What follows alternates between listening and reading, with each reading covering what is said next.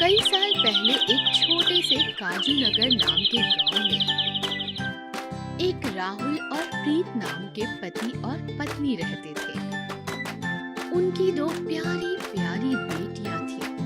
एक का नाम था रिया और दूसरी का नाम था सिया। राहुल एक किसान था। वो काफी होशियार और सोच समझ कर चलने वाला व्यक्ति था। वो रात दिन मेहनत करके अपनी फसल को बाजार में बेचकर अच्छी रकम कमाता था। ऐसे ही उसका जीवन कई सालों तक आनंदमय बीतता रहा। अचानक कुछ महीनों बाद तेज बारिश होने लगी और चारों तरफ पानी ही पानी था। राहुल हर दिन बस यही आस लगाए बैठता कि कब बारिश रुके और तेज धूप से सारा नष्ट हुआ फसल दोबारा ठीक हो जाए। एक दिन बारिश को निराशा भरी आंखों से देखता हुआ राहुल अपनी पत्नी प्रीत से बोला, अरे ये सब क्या हुआ? अब तक सारी फसल नष्ट हो चुकी होगी। लगता है पूरा साल कुछ और काम करके पैसे जुटाएं। आप घबराइए मत, भगवान जी हमारा साथ जरूर देंगे। मुझे उन पर पूरा भरोसा है।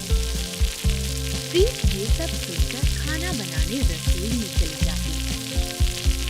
पर राहुल वहीं खिड़की के नजदीक बैठकर बारिश के रुकने का इंतजार करते करते वहीं कुर्सी पर बैठा बैठा सो जाता है। अगली सुबह जब वो उठता है और खिड़की से बाहर की ओर झांकता है तो उसकी खुशी का ठिकाना ही नहीं रहता। सारा आसमान साफ और खिलखिलाती हुई धूप, चारों ओर खुशी का माहौल होता है। तुरंत राहुल नहाकर अपना खेती का सामान लेकर खेत की ओर जाता है। खेत की तरफ देखते ही उसकी सारी खुशी दुख में बदल जाती है और वो वहीं एक बड़े पत्थर पर बैठकर सोचने लगता है। तभी उसका दोस्त नितिन कहता है, अरे कैसे हो राहुल? बड़े उदास लग रहे हो। क्यों, क्या बात है? अरे क्या बताऊं भाई, जिससे जिंदगी चल रही थी वह सब तो नष्ट हो गया। अब गुजारा कैसे करूंगा?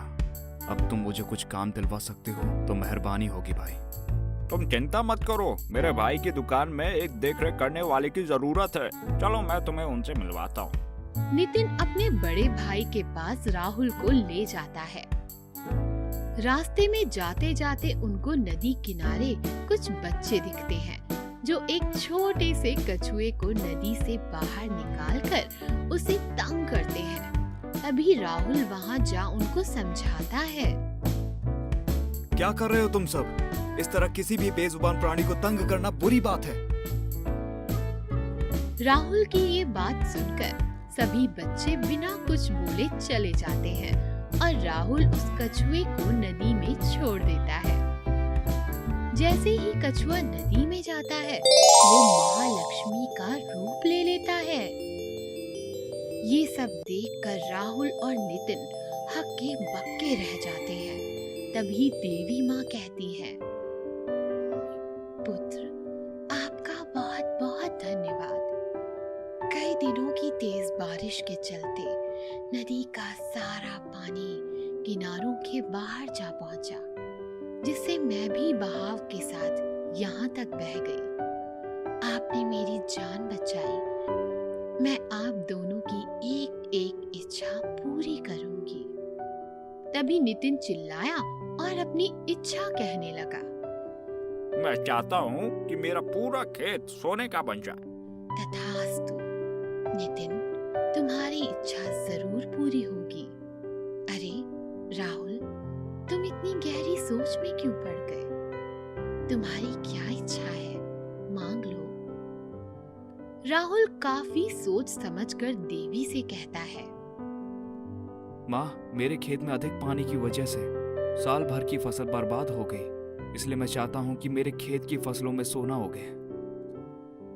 तथास्तु, तुम दोनों की इच्छाएं जरूर पूरी होंगी, पर तुम्हें कल का इंतजार करना होगा। सदा सुखी रहो। राहुल और नितिन अगली सुबह मिलकर सबसे पहले नितिन के खेत में जाते हैं तो देखते हैं कि पूरा खेत सोने की तरह चमक रहा होता है। पास जाने पर उन्हें मिट्टी भी सोने की दिखाई देती है। तभी नितिन मिट्टी को उगाने का प्रयास करता है, पर मिट्टी सोना बनकर कड़क हो जाती है। तो वो दोनों मिलकर फसल काटने का प्रयास करते हैं, पर फसल नहीं कटती और पूरी फसल कड़क हो जाती है और सारा खेत व्यर्थ हो जाता है। ये सब क्या हुआ? सब बर्बाद हो गया। मेरी सारी मेहनत बेकार हो गई। ना तो ये सोना बेचा जा सकता है और ना खेत में फसल उगाई जा सकती है। चलो राहुल, तुम्हारी भी खेत का कहीं यही हाल ना हुआ हो। हाँ चलो देखते हैं। जब दोनों मिलकर राहुल के खेत में पहुंचते हैं तो देखते हैं कि खेत पर हरे भरे पौधों पर सोने के अमरूद, सेब और सीताफल लटक रहे होते हैं। अब समझे उस दिन में इतना वक्त क्यों लग रहा था। हमेशा निर्णय सोच समझ कर लेना चाहिए, क्योंकि जल्दबाजी का काम शैतान का होता है। नितिन अपनी गलती मान लेता है और आगे से सोच समझ कर निर्णय लेने का वादा करता है। वो राहुल के खेत में फसल उगाने में मदद करता है और दोनों मिलकर सोने के व्यापारी बन जाते हैं। जादुई चक्की। एक गांव में रामू और श्यामू नाम के दो भाई रहते थे। दोनों थे तो सगे भाई, मगर दोनों की आर्थिक स्थिति बिल्कुल अलग थी। रामू एक बड़े कारखाने का मालिक था, वहीं श्यामू के लिए 2 वक्त का खाना भी लाना मुश्किल था। एक दिन रामू अपने पैसे गिनकर आराम करने घर गया, वहीं श्यामू बाजार से खाली हाथ भूखा प्यासा घर लौटा। श्यामू को भूखा देखकर उसकी पत्नी ने कहा, तुम जाकर अपने भाई से कुछ पैसे उधार क्यों नहीं ले लेते? अपनी पत्नी राधा की बात सुनकर श्यामू ने कहा, ठीक है, मैं जाकर रामू भैया से पैसे लेता हूँ और कुछ खाने को लाता हूँ। पैसों की उम्मीद में श्यामू अपने भाई रामू के घर गया, मगर रामू और उसकी पत्नी ने उसे बहुत भला बुरा कहा और हथ भिखारी कहकर वहाँ से भगा दिया। श्यामू उदास मन से घर लौट रहा था कि रास्ते में उसे एक प्यासी बुढ़िया मिली। बुढ़ी अम्मा प्यास के मारे रो रही थी। श्यामू से इस अम्मा की ये हालत देखी नहीं गई और वो उसे अपने घर ले आया। घर जाकर उसने पहले अपनी पत्नी से कहा, अम्मा को बहुत प्यास लगी है, अम्मा को पानी पिलाओ, फिर थोड़ी देर आराम करवाओ। घर पे मटके में जो भी पानी था वो राधा ने बूढ़ी अम्मा को पिला दिया और खुद श्यामू के साथ प्यासी बैठी रही। थोड़ी देर आराम करके जब वो बूढ़ी औरत उठी तब उसने देखा कि घर पर कुछ भी नहीं है। अम्मा ने श्यामू से पूछा, तुम सच में इतने गरीब हो बेटा? तब श्यामू ने कहा, हाँ अम्मा, मेरा सारा पैसा मेरा भाई ले गया और अब मैं लकड़ियां बेचकर अपना गुजारा करने की कोशिश करता हूँ, मगर कई बार मुझे और मेरी पत्नी को भूखा ही रहना पड़ता है।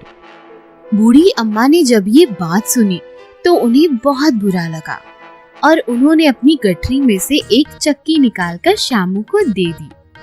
अम्मा ने कहा, बेटा, तुम्हारे पास कुछ भी नहीं है, फिर भी तुमने मेरी मदद की। तुम जैसे अच्छे और सच्चे इंसान का भला होगा। ये लो चक्की। श्यामू ने चक्की की ओर देखा और हताश होकर कहा, अम्मा, हमारे पास तो पीसने को अनाज ही नहीं, इस चक्की का हमारे यहाँ क्या काम? तब अम्मा मुस्कुराते हुए बोली, ये एक जादुई चक्की है। जब भी तुम इस चक्की से खाना मांगोगे ये तुम्हें दे देगी, मगर जब तुम्हें इस चक्की को रोकना है तब इसे एक सुनहरे कपड़े से ढक देना। अम्मा की बात पर श्यामू और राधा को यकीन नहीं हुआ, लेकिन रात को भूखी अवस्था में दोनों ने एक दूसरे को देखा और सोचा कोशिश करने में क्या जाता है। दोनों ने चक्की से चावल मांगे और तुरंत चावल सामने आ गए। दोनों ने पेट भर खाना खाया और बाकी गरीबों में भी बांट दिया। फिर दूसरे दिन दोनों ने चक्की से शक्कर और गुड़ मांगा और श्यामू ने इसे बाजार में जाकर बेचा। श्यामू रोज चक्की से कुछ न कुछ मांग कर बेचता था और राधा खुद के लिए और अपने गरीब पड़ोसियों के लिए खाना मांगती। धीरे धीरे दोनों के हालात सुधर गए, लेकिन ये बात रामू के कानों तक पड़ी और वो अपने भाई की सफलता के राज जानने के लिए उसके पीछे गया। तब उसने देखा कि उसके भाई के पास एक जादू की चक्की है। रामू के तो मन में लोभ आ गया और उसने रात में ये जादू की चक्की चुरा ली।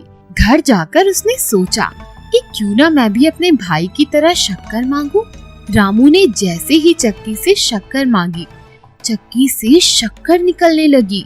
कुछ देर बाद वहाँ शक्कर का टीला बन गया, जो देखते ही देखते बढ़ता गया। रामू ने फिर चक्की को रोकने की बहुत कोशिश की, मगर चक्की तो लगातार चीनी का टीला और भी बड़ा बनाती जा रही थी। देखते ही देखते चीनी के ढेर में रामू फंस गया और चींटियां और मकोड़े उसे काटने लगे। सभी दरवाजे बंद होने के कारण कोई भी उसकी मदद की पुकार सुन नहीं पा रहा था और आखिर वो चीनी के टीले में दबकर मर गया। इस कहानी से हमें सीख मिलती है कि हमेशा जरूरतमंद की मदद करनी चाहिए और लालच से हमेशा दूर रहना चाहिए।